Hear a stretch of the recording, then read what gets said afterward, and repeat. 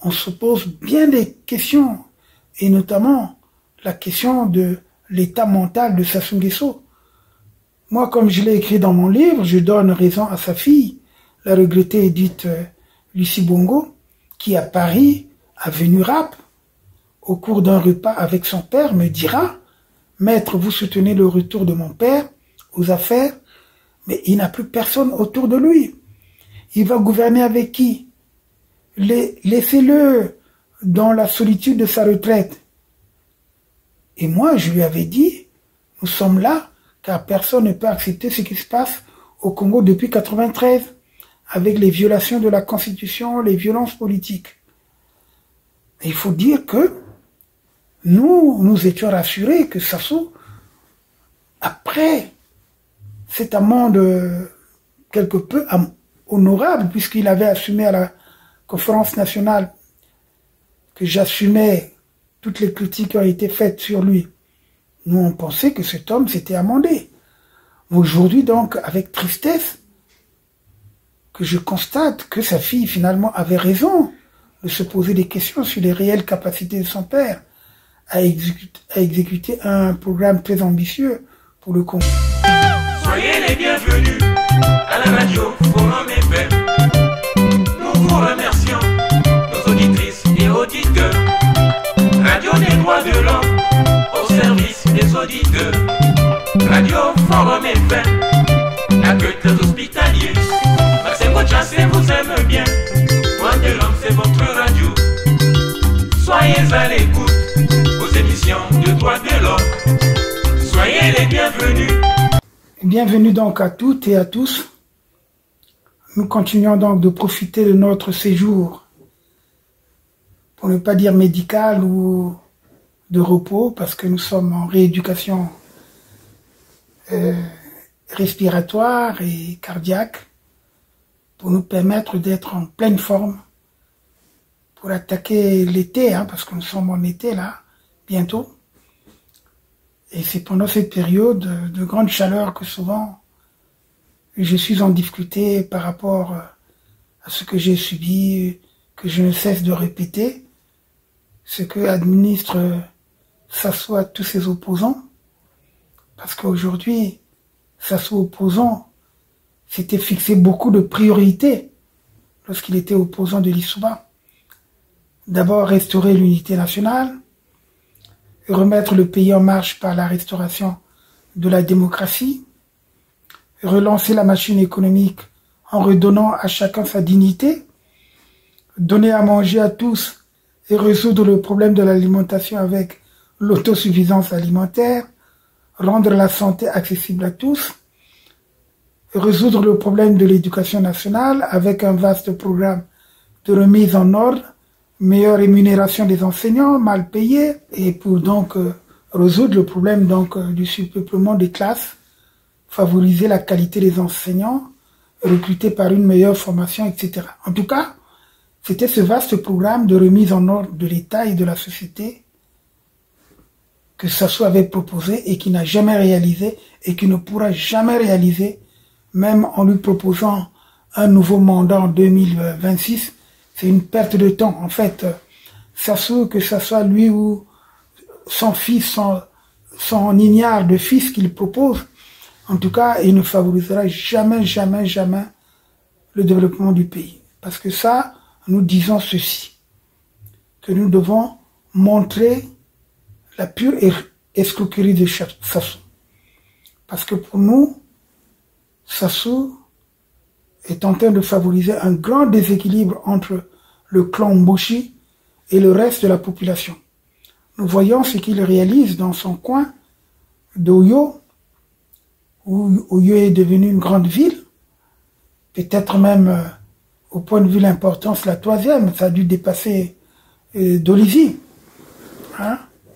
Et Nkaï, n'en parlons pas. En tout cas, pour nous, c'est une véritable escroquerie. C'est un échec. Il y a eu une politique de développement séparée qu'il a instaurée, c'est-à-dire cette politique d'apartheid, d'hégémonisme du clan Mboshi. On se demande d'abord, je me pose les questions parce que il faut se dire une chose. On se demande même si Sassou n'est pas atteint de troubles du fonctionnement mental qui se manifestent par une méfiance exagérée des autres, une sensation de menace permanente et un sentiment de revanchard invétéré, on se pose bien des questions, et notamment la question de l'état mental de Sassou Nguesso. Moi, comme je l'ai écrit dans mon livre, je donne raison à sa fille, la regrettée Edith Lucie Bongo, qui à Paris, avenue Rapp, au cours d'un repas avec son père, me dira « Maître, vous soutenez le retour de mon père aux affaires, mais il n'a plus personne autour de lui. Il va gouverner avec qui? Laissez-le dans la solitude de sa retraite. » Et moi, je lui avais dit « Nous sommes là, car personne ne peut accepter ce qui se passe au Congo depuis 1993, avec les violations de la Constitution, les violences politiques. » Et il faut dire que nous étions rassurés que Sassou, après cette amende quelque peu honorable, puisqu'il avait assumé à la conférence nationale que j'assumais toutes les critiques qui ont été faites sur lui, nous on pensait que cet homme s'était amendé. Aujourd'hui donc, avec tristesse, que je constate que sa fille finalement avait raison de se poser des questions sur les réelles capacités de son père à exécuter un programme très ambitieux pour le Congo. Bon, tout ça aussi, c'est sa faute, parce que il faut dire une chose. Avant sa disparition, il avait demandé à son père de reconnaître tous les enfants, qu'il les voit, et puis justement, je ne pense pas qu'aujourd'hui, Madame Edith Bongo aurait pu admettre que c'est un dérapage paternel sous l'influence donc des Kiki, Coco, Bouya, Jidéo et bien d'autres, ces enfants de malheur, d'une ambition démesurée et d'une arrogance inouïe, ont mis le Congo par terre. C'est la mauvaise graine qui a germé, rendant le paysage congolais méconnaissable. Je ne pense pas aussi que Edith Bongo aurait pu tolérer les dérapages actuels de son père et les errements de son fils, Junior Bongo. Ça soit causé 100 fois plus de maux que Pascal Lissouba. Donc, nous ne nous voilons pas la face. Et donc, on s'est tous fait avoir, en commençant par Monseigneur Nkombo, l'ensemble de la CNCS, c'est-à-dire la conférence nationale souveraine, du gouvernement de transition de Milongo, du président élu Pascal Lissouba et de Bernard Kolela, maire de Brazzaville, qui lui a redonné des forces en s'alliant à lui. Même s'il faut reconnaître que Sassou avait eu raison en ce moment-là de défendre la Constitution. Il protestait contre les violations de celle-ci, ou même de se révolter contre les forces qui confisquaient les libertés fondamentales. Malheureusement, nous constatons que lorsqu'il est revenu aux affaires, après un conflit armé, c'est lui qui va commencer par changer cette constitution, dont il était pourtant le fervent défenseur. Pourquoi, à partir de ce moment, après l'adoption de cette constitution du 20 janvier 2002, que d'ailleurs une partie du peuple n'a jamais voté, il y a eu un coup d'État, il faut le dire, parce que Sassou a liquidé la constitution du 15 mars 1992, qui a été votée par le peuple congolais après la conférence nationale souveraine et qui a été travaillée sérieusement. Ça devient passionnant. Passionnant. Forum FM 105.8. Forum FM 105.8. C'est beau comme un camion. C'est beau comme un camion. Et ça roule plus vite. Plus vite. Forum FM 105.8.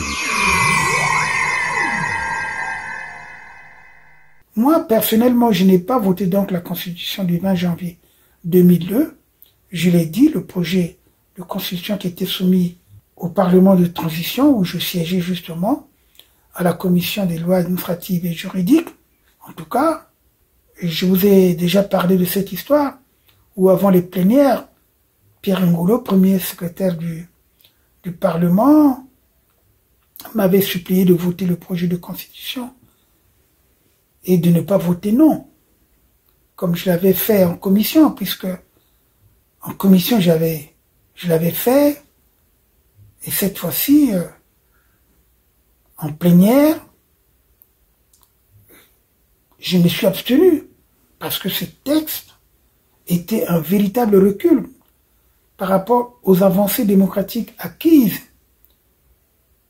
à la conférence nationale souveraine. Moi donc j'ai fait amende honorable parce que nous avons été dupés par Sassou Nguesso et je ne suis pas le seul dans ce cas, je le dis toujours. Sassou a joué sa partition de faux démocrate et nombre d'entre nous avons été pris dans les mailles de sa ruse. Même le professeur Jean Ziegler, comme je le dis, s'était fait piéger en préfaçant un de ses ouvrages. Il a beaucoup regretté cela. C'est pourquoi, en tant que vice-président du Conseil consultatif de l'ONU en matière des droits de l'homme, il ne cesse de dénoncer les dérives totalitaires. Il nous aide justement aussi, lorsque nous déposons nos rapports, à mieux les rendre plus visibles. C'est pour ça que j'insiste que Sassou ne pourra jamais changer les choses, jamais. Il y a une photo qui circule où après justement l'adoption de ce projet de constitution soumis en plénière, ça se passe en décembre 2001, Sassou avait voulu m'imposer l'obligation de réserve au Parlement et à la CNDH, injonction que j'ai refusée en tant que défenseur des droits de l'homme. C'est tout à la fois parce que je suis un défenseur des droits de l'homme et je suis en même temps un citoyen conscient de mes responsabilités de défendre la primauté du droit. Ce n'est pas parce que je suis au Parlement ou au vice-président de la CNDH que je devais refuser de dire la vérité ou de ne plus dénoncer les dérapages et les exactions du pouvoir de Sassou. Non. Et ce que les gens n'ont pas compris, les gens avaient peur, ils se disaient, mais comment celui-là, il est avec le pouvoir? J'étais pas avec le pouvoir, j'étais dans le pouvoir, c'est vrai, parce que, étant dans des institutions, notamment le Parlement de transition à l'époque, et après la Commission nationale des droits de l'homme, j'avais le droit de dire mon mot. Et puis, nous sommes dans un système qui se dit démocratique. On a le droit de dire un mot. Il ne faut pas avoir peur. C'est justement, c'est cette peur qui fait que Sassou, il s'enfonce dans la médiocrité, dans la violence, et dans cette méchanceté, dans cette brutalité. Alors que nous devrions tous dire non lorsqu'il s'agit de dire non, dire oui lorsqu'il s'agit de dire oui, mais on ne peut pas dire non à la place de oui, on ne peut pas dire oui à la place de non, non.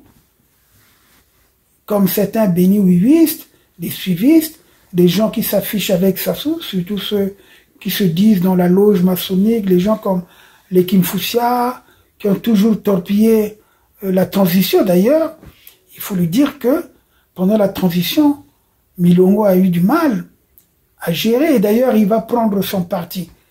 Mais c'est lui, il y avait Kim Foussia, Guy Romain, et il y avait Manoukou Kouba, et puis il y avait Badinga Samuel, tous les trois, et pourtant ressortissants pratiquement de Boko, qui ont torpillé Milongo pendant la transition.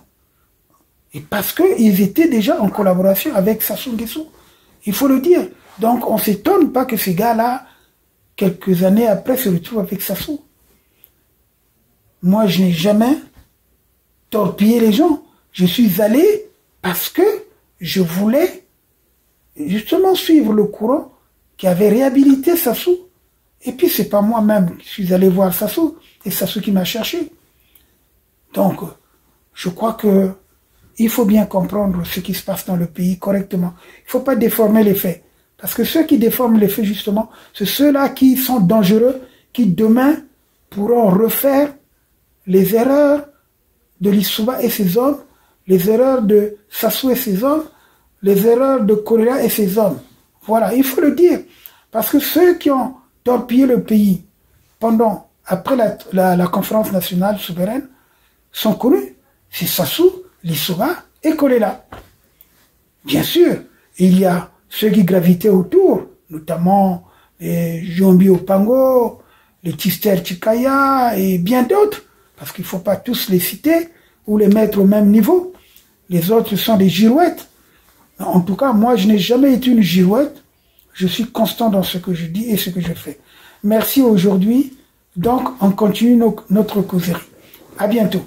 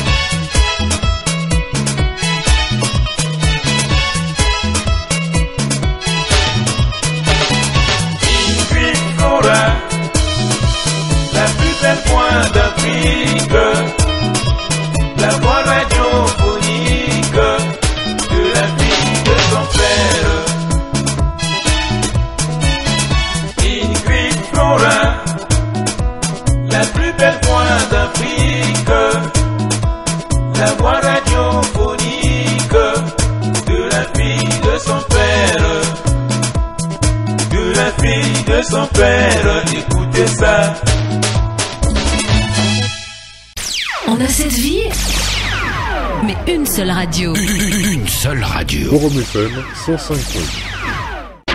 Forum FM 105.8. Moi, j'aime.